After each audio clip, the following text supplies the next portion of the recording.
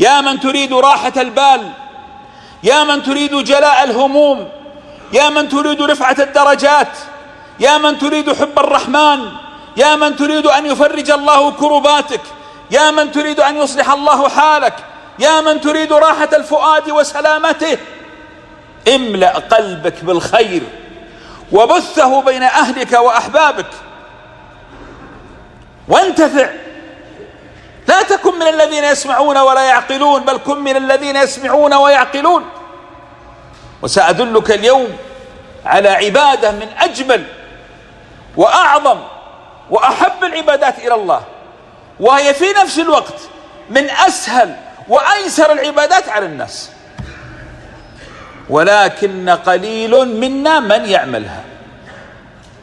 يقول الرسول صلى الله عليه وسلم: ألا أخبركم بخير أعمالكم وأزكاها عند مليككم وأرفعها في درجاتكم وخير لكم من إنفاق الذهب والفضة، وخير لكم من أن تلقوا عدوكم فتضربوا أعناقهم ويضربوا أعناقكم. ماذا بقي من الأعمال؟ أخير من ذلك كله؟ قالوا: بلى يا رسول الله. قال: ذكر الله عز وجل. ذكر الله، هذا العبادة التي لا تحتاج لا وضوء ولا استقبال قبلة، ولا تذكر ربك في أي حال من أحوالك، وأعطاك الله لها عضلة في جسدك هي أقوى العضلات، هذا اللسان. بالله سمعتم يوما أن أحدا توقف فقيل له: مالك توقفت؟ قال: تعبت من كثر الكلام. في أحد يتعب من كثر الكلام؟ هذا اللسان عضلة عظيمة حماها الله بهاته الأسنان، وصب لها عين من الماء لهذا اللعاب لا يقف، فلذلك دائما لسانك رطب ولا أسهل منه، وهو جالب لأعظم الأعمال والحسنات التي يحبها الله لك. إن من حب الله عز وجل لهذا العبادة وهي الذكر أن الله تعالى يقول: اذكروا الله ذكرا كثيرا، ويقول: سبحوه بكرة وأصيلا.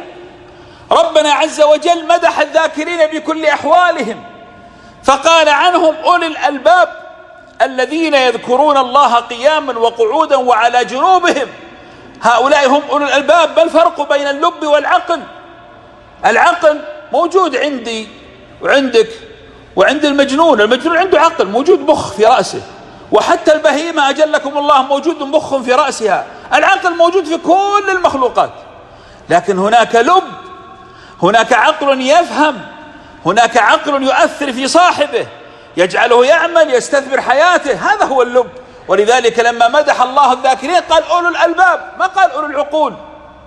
فهل أنت من أولي الألباب الذين يستثمرون كل الوقت في القرب من الله عز وجل؟ بل إن النبي صلى الله عليه وسلم وعد الذاكرين بأعظم فضل، ووالله لو ما يأتيك من فضل الذكر إلا هذا الحديث لا يكفيك. ماذا يقول الله عز وجل؟ يقول: أنا عند ظن عبدي بي، أنا عند ظن عبدي بي وأنا معه حيث ذكرني، فإن ذكرني في نفسه ذكرته في نفسي. والله لو ما يأتيك من الشرف والفخر إلا هذه لكفاك، أن كل ما قلت لا إله إلا الله يذكرك الله عز وجل.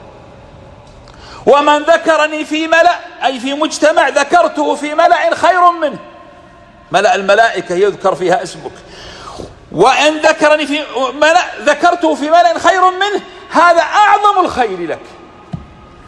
فيا من تريد جلاء الهم، يا من عندك مشكلة في بيتك، مهموم بيتك، مهموم أسرتك، مهموم أنت في غم، يا أخي الله قال لك في القرآن: من أعرض عن ذكري فإن له معيشة ضنكا. طيب إذن الذي لا يعرض عن ذكر الله لن يكون هناك معيشة ضنكا. فإذا أردت السعادة في نفسك والسعادة في بيتك والسعادة في من هم حولك، أكثر ذكر الله. هذا هو الجواب. ويا من تريد الرزق الحلال، عندك مشكلة في ديونك، ما عندك ذرية، قال لك نوح: فقلت استغفروا ربكم إنه كان غفارا يرسل السماء عليكم مدرارا ويمددكم بأموال وبنين ويجعل لكم جنات ويجعل لكم أنهارا، بالاستغفار بالذكر. أأنت أصدق أم ربي جل جلاله؟ كان الله عز وجل يعطيك المفتاح، فهل حركت المفتاح؟ أو أن آخر مرة استغفرت الله كانت بعد صلاة الفجر قلت استغفر الله استغفر الله استغفر الله وانتهيت؟ قليل منا من يستغفر ويبغى كل شيء، أليس كذلك؟ يا من تريد أن تطرد الشيطان من حياتك، من هو الذي علمنا بالدواء الذي نطرد فيه الشيطان؟ من هو؟ إنه الشيطان نفسه. في الحديث الطويل الذي كان في حوار بين أبو هريرة والشيطان لما كان مشرف على الصدقة، قال له الشيطان: سأعلمك يا أبا هريرة كلمات إن قلتها فإنه لا يزال عليك من الله حافظ ولا يقربك شيطان حتى تصبح، كل الليل وأنت عليك ملك يحرسك من الله عز وجل. فما هو الذكر؟ قال: قل الله لا إله إلا هو الحي القيوم، آية الكرسي. هذه الآية العظيمة التي يجب أن تحفظها يا مسلم، لأنك لو قرأتها خلف كل صلاة لم يكن بينك وبين الجنة إلا الموت كما قال صلى الله عليه وسلم. شفت الفضل والعظمة. ولو قرأتها في ليل لا يزال عليك من الله حافظ. ولذلك أبو هريرة راح عند الرسول صلى الله عليه وسلم وقال: يا رسول الله هذا قال لي كذا وكذا. قال: صدقك وهو كذوب. نعم صحيح، أقره على ذلك عليه الصلاة والسلام. يا من تريد الحماية من الحسد والسحرة والمردة والعين، الرسول صلى الله عليه وسلم كان يتخذ له حرسا، فلما سحر عليه الصلاة والسلام فرأى أتاه الملائكة في المنام وأخبروه في مكان السحر، فلما ذهبوا فوجدوا تمثالا مغروس فيه 11 عقدة، فيه 11 ربطة عقد. هذا هو كان سحر الرسول صلى الله عليه وسلم، فكانوا كلما حلوا عقدة منها تحرك الرسول صلى الله عليه وسلم حتى حلوا 11 العقدة، وهي 11 آية الموجودة في قل أعوذ برب الفلق وقل أعوذ برب الناس. فاحفظها وقلها صباحا وقلها مساء، حصن نفسك، حصن أولادك، حصن بيتك. فهذا هو التحصين الإلهي بالقرآن الكريم.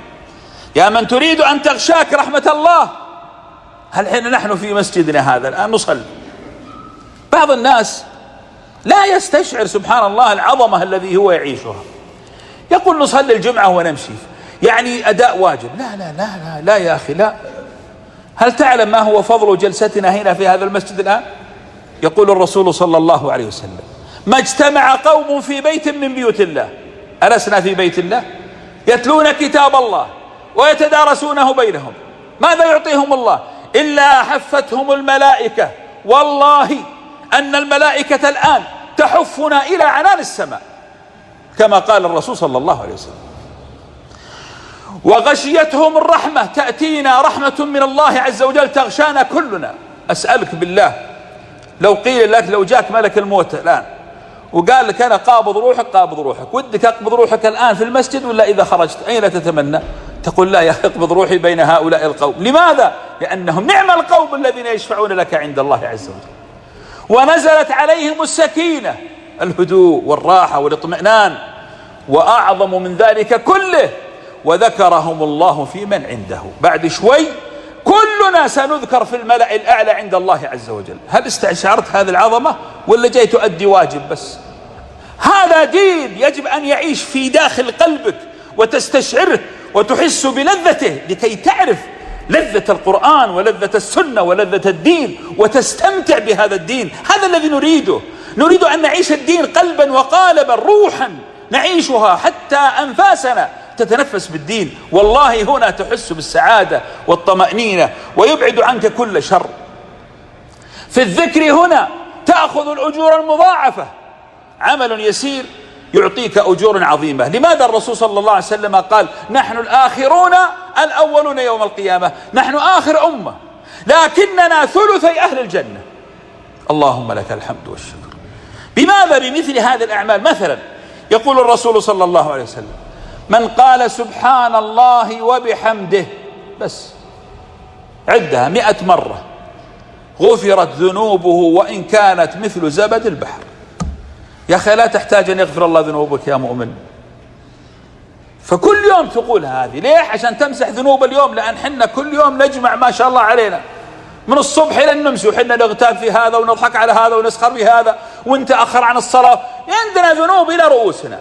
طيب قل سبحان الله وبحمده 100 مرة من أجل أن تمسح ذنوبك، تأتي نظيف خفيف أمام الله عز وجل. ومرة وفي الحديث الآخر الرسول صلى الله عليه وسلم جاء ووجد جويرية أم المؤمنين أمنا رضي الله عنها جالسة في الضحى، يعني بعد الفجر بساعتين أو 3 ساعات، فقال لها منذ متى وأنت جالسة هنا؟ قالت من بعد الفجر وأنا جالسة. قال ماذا تعمل؟ قالت أذكر الله، تسبح وتهلل.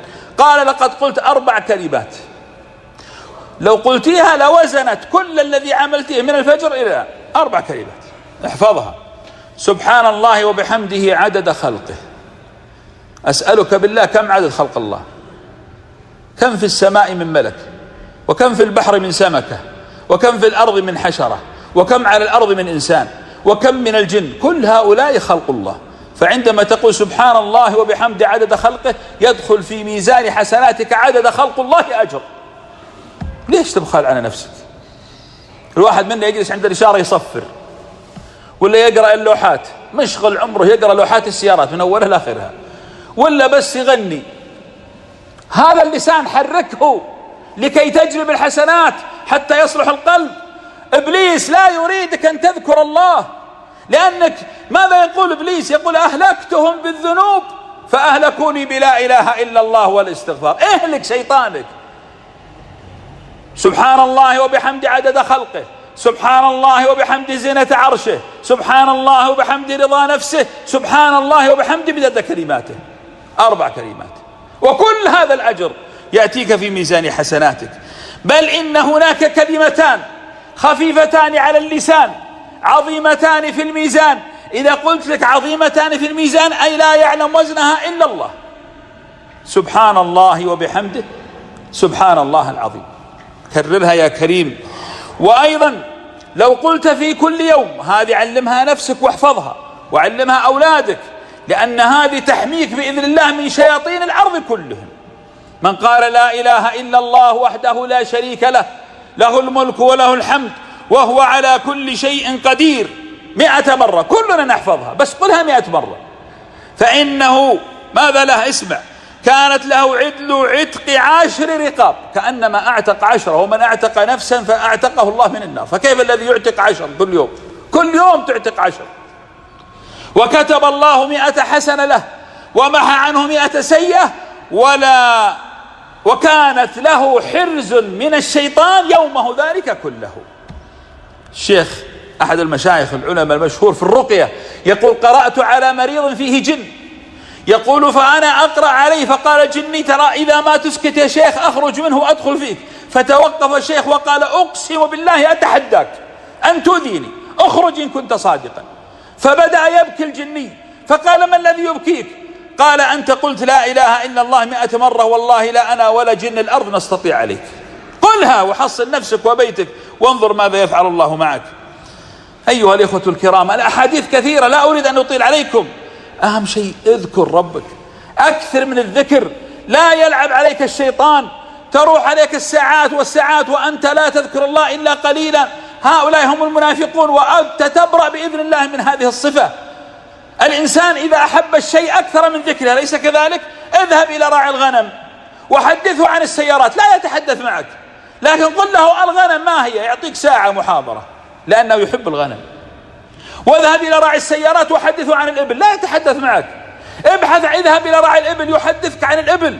ابحث عن صاحب الرياضة الآن الذي مفتون في الكورة وحدثه مثلا عن الانتخابات، لا يلتفت ليك أصلا، لكن بس قل له ما اسم اللاعب الفلاني، يسردك محاضرة.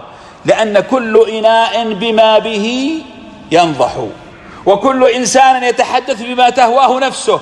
أنت تحب الله، أكثر من ذكر الله. ولذلك إذا أردت أن تعرف مقام الله عندك فما مقام الله في قلبك. هذه المعادلة. أسأل الله تعالى أن يجعلنا من الشاكرين. بارك الله لي ولكم في القرآن العظيم، ونفعني وإياكم بما فيه من الآيات والذكر الحكيم. أقول ما تسمعون، أستغفر الله لي ولكم فاستغفروه إنه هو الغفور الرحيم.